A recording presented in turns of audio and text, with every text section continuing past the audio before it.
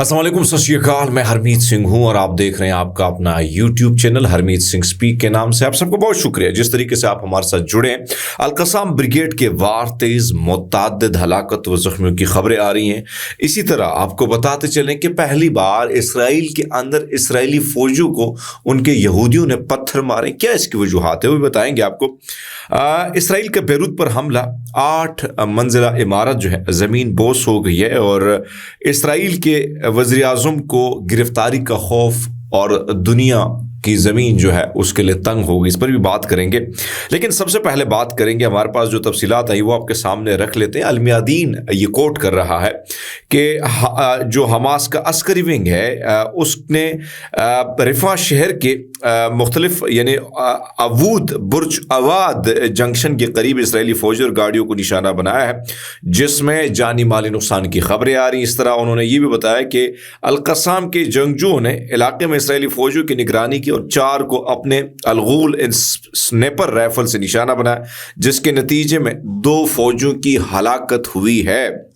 Snapper चूंकि आप जब वीडियो देखते हैं तो उसमें बाकायदा मैंने देखा है कि जो मुजाहिदीन होते हैं वो वीडियो बनाते हैं, वीडियो के बाद फिर वो जब निशाना तोलते हैं तो फिर उसका काफ़ी नुकसान, जाहिर बात है नुकसान फिर मौत ही हो सकती है, इससे और बड़ा नुकसान क्या हो सकता है। तो एक तरफ तो ये खबर आई है, जबकि ये भी खबर आई है कि एक मरकावा टैंक उनकी मदद के लिए आगे बढ़ा, तो उस पर भी 2 अलियासीन 105 यानी 105 अलियासीन जो है उसको दागा गया, जिससे वो भी तबाह हो गया, जिसके अंदर जो अमला था उनकी भी खबरें आ रही है मरने के हवाले से। इसी तरह इसराइली फौजी बिल्डोजर जो है वो टैंक जो है फौज एक और जगह में भी उसको भेजा गया, जिसको भी निशाना बनाया, जिसमें कहा जाता है कि वो फौजी बिल्डोजर जो है वो भी तबाह हो गया और एक टैंक उसमें आम टैंक जो है तबाह। एक तो हम मरकावा टैंक की बात करते हैं जो फौलादी टैंक है, जिसके हवाले से इसराइल ने बड़ा दावा किया था कि उनका बहुत बड़ा फौलादी टैंक है और फौलादी टैंक की वजह से वो कुछ भी कर सकते हैं। लेकिन अब आपको पता है कि कब्रिस्तान गजा में बन चुका है इस मरकावा टैंक के हवाले से। इसी तरह वो कहते हैं कि रिफा के मशरिकी इलाके में जख्मियों को निकालने के लिए रेस्क्यू ऑपरेशन किया गया और गजा में जो है ये सारी चीज़ अलमियादीन के जो रिपोर्टर है उसने सारी चीज़ें कवर की हैं और उन्होंने कहा कि यानी हेलीकॉप्टर उतरा अपने लाशों को या आप ये कह सकते हैं कि जख्मियों को साथ ले जाने के लिए। दूसरे ने जो 8 मंजिला इमारत गिराई गई सुबह सवेरे, उस हमले में तकरीबन अभी तक जो पेशगोई की गई, कहा गया है कि बंकर ब्लास्टिक बमों का इस्तेमाल किया गया, जिसमें हलाकतें जो हैं शहादतें बड़ी बढ़ गई हैं।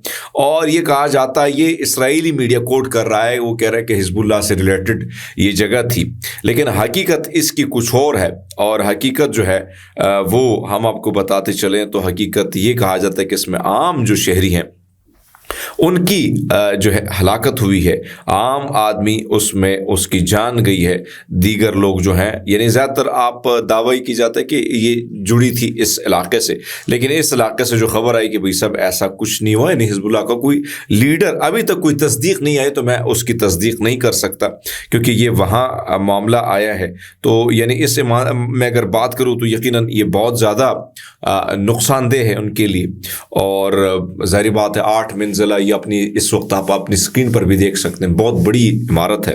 और आपको पता है कि हिजबुल्लाह के लीडर ने कासिम साहब ने ये बात की थी कि अगर बेरूत पर इस तरह का भयानक मजीद हमला होता है तो फिर तिल अबब जो है वो महफूज नहीं रहेगा और तिल अबब को भी हम निशाना बनाएंगे।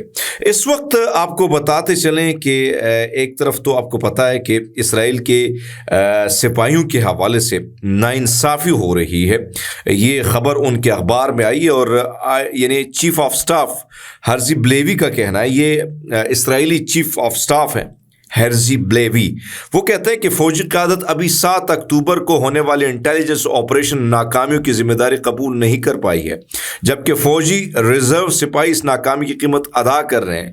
क़यादत अभी तक जो है महफूज है اور فوجوں کے لیے جو کانسٹنٹلی غداری اور IDF کی قیادت کی ناکامی کی طرف مواصلت بہت واضح ہے. یہ بدترین قسم کی جھوٹی سیاست ہے. یعنی انہوں نے سیاست کو آڑے لیا ہے اور وہ کہتے ہیں کہ جناب ہم تو قربانیاں دے رہے ہیں لیکن ابھی تک ایک تھکاوٹ ہے, ہمارے فوجی تھک گئے ہیں. یہ ان کا آرمی چیف کہہ رہا ہے, چیف آف سٹاف کہہ رہا ہے, میں نہیں کہہ رہا ہوں. باقاعدہ آپ اسکرین پر دیکھیں, اسکرین میں وہ اپنا اعتراف کر رہے ہیں کہ ہم تھک چکے ہیں, ہار چکے ہیں, بس ہے, بہت ہو گیا بھائی صاحب, نہیں کر سکتے ہیں. تو انہوں نے جو انٹرویو دیا ہے اس میں انہوں نے لکھا ہے کہ سیاستدان جھوٹی قسمیں کھاتے ہیں اور ہونا تو یہ چاہیے تھا کہ یہ یعنی ایک قانون آسانی کا ہونا چاہیے تھا فوجوں کے لیے بھی, اور مختلف محاذوں پر ہم لڑ رہے ہیں, ایسے غیر معمولی دباؤ کا ہم سامنا کر رہے ہیں جو پہلے کبھی ہم نے یا ہماری فورسز نے نہیں کیا. اس کے لیے مفت یونیورسٹی تعلیم فراہم کریں, ہمارے جنگی سپاہیوں کے لیے 100% اور غیر جنگی سپاہیوں کے لیے 70% جو ہے چیزوں میں آپ ریلیکسیشن دے. یعنی فوج ہر جگہ جو ہے نا ڈیمانڈ بڑی کرتی ہے. آپ ظاہری بات ہے تو لڑائی کر رہی ہے, جھوٹے منہ سے ہی ہمارا شکریہ ادا کرے کہ ہم قربانیاں دے رہے ہیں. یہ کون کہہ رہے ہیں؟ ان کا چیف سٹاف. اور انہیں مزید ایک واضح پیغام دیتا ہے, انہوں نے کہا کہ جب تک آرتھوڈوکس فوج میں بھرتی سے بچتے رہیں جو خدمت انہیں انعام دیا جائے گا. یعنی وہ کہہ رہے ہیں کہ بھائی صاحب یہ کیا کر رہے ہو, ہم سارے لڑ رہے ہیں, مر رہے ہیں, آرتھوڈوکس کو آپ نے وہ اس کو لے آؤ, ان کو چھت رول کرو. آپ کو پتہ ہے کہ ان کی چھت رول ہوئی ہے آلریڈی. تو ایک تو آپ یہ اندازہ لگا لیں کہ ان کی فوج کے چیف یہ کہہ رہے ہیں کہ بھائی صاحب یہ سیاسی جھوٹی وغیرہ یہ مکاری چھوڑ دو, ہم جو ہیں ہم تھک چکے ہیں, بہت تھک چکے ہیں, بہت حملے ہم نے کیے ہیں اور اس سے معاملہ جو ہے وہ ہم تقریباً آپ کو بتائیں کہ اب بہت ہو گیا بھائی, ہم لڑ کے تھک گئے. دوسری جانب دنیا بھر میں ابھی برطانیہ نے بھی یہ بات کر لی ہے, انہوں نے بھی کہا ہے کہ بھائی صاحب, اسپین نے بھی کہا ہے, دنیا بھر میں یہ باتیں آ رہی کہ بھائی صاحب اب نتنیاہو آئیں گے تو ہم ان کو گرفتار کر لیں گے. میں نے آپ کو کل بھی ویلاگ میں کہا تھا کہ 124 ممالک پر یہ ذمہ داری بنتی ہے کہ وہ نتنیاہو کو گرفتار کریں گے. لیکن اب ان کے لیے دنیا بھی, آپ دیکھو اسرائیل نے ڈچ وزیر خارجہ کا یعنی ان کا جو سرکاری دورہ تھا ان کو منسوخ کر دیا ہے کیونکہ جو حالات اس وقت ملک کے چل رہے ہیں اس کے بنیاد پر. نیدرلینڈ بڑی سخت قسم کی باتیں کر رہا ہے. نیدرلینڈ کی باتیں اگر آپ دیکھیں گے تو آپ کو اندازہ ہوگا کہ کس قسم سے وہ باتیں کر رہا ہے. اور اسی طرح ایک اور چیز آئی ہے اور وہ تھوڑی سی خطرناک ہے, اور وہ یہ ہے کہ اسرائیل کے جو اپنے فورسز ہیں وہ یعنی یہ میرے پاس یہ خبر آئی ہے اور میں اس خبر کو تلاش کرنے کی کوشش کرتا ہوں کیونکہ میرے پاس خبریں زیادہ ہوتی ہیں, ساتھ ساتھ میں خبریں جو ہیں وہ آپ کے سامنے رکھ لیتا ہوں. اب خبریں یہ آ رہی ہیں کہ اس وقت جو سال میں 10,000 سے زائد جو یہودی ہیں وہ اپنی عبادت کے لیے مختلف جگہوں سے آتے ہیں تاکہ بائبل کے پیغمبر ابراہیم صاحب کی جو ہے بیوی سارہ جو ہے ان کی تدفین کے لیے خاندانی قبروں کی خریداری اور مقام کی سالانہ تورات کی تلاوت کی جائے. یعنی وہاں پر اپنی عبادات کرتے ہیں. اب ہوا یہ ہے, یہ کہا جاتا ہے کہ یہاں پر یہودی ہنگامہ آراؤں نے فلسطینی مقامی افراد کو بھی نشانہ بنایا اور جس کے بعد وہ کہتے ہیں کہ جو اسرائیلی فورسز ہیں ان کو بھی نشانہ بنایا. یعنی ان کو تو نشانہ بنایا لیکن ان کو بھی نہیں بخشا. ان میں بھی کہا جاتا ہے کہ اسرائیل کے فورسز میں زیادہ لوگ جو ہیں ان کو زخمی ہوئے ہیں. یعنی اپنے ہی یہودی اتنے گرم ہیں غصے میں, پتہ نہیں کیا غصہ تو ان کو یہی ہے کہ ان کے یرغمالی جو ہیں ادھر ہی پھنسے ہوئے ابھی تک ان کو رہائی نہیں ملی ہے. تو دوسری جانب آپ اندازہ لگا لیں کہ یہ سچویشن ہے. تو اس ساری سچویشن میں اگر آپ دیکھیں تو آپ اندازہ لگا سکتے ہیں کہ غم و غصہ بدلا جا رہا ہے, بڑی تیزی سے بدلا جا رہا ہے.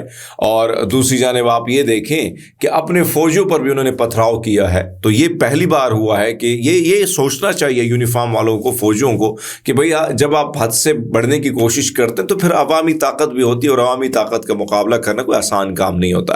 اب تک کے لیے اتنا ہی. بہت سارا خیال رکھیے گا. بہت شکریہ.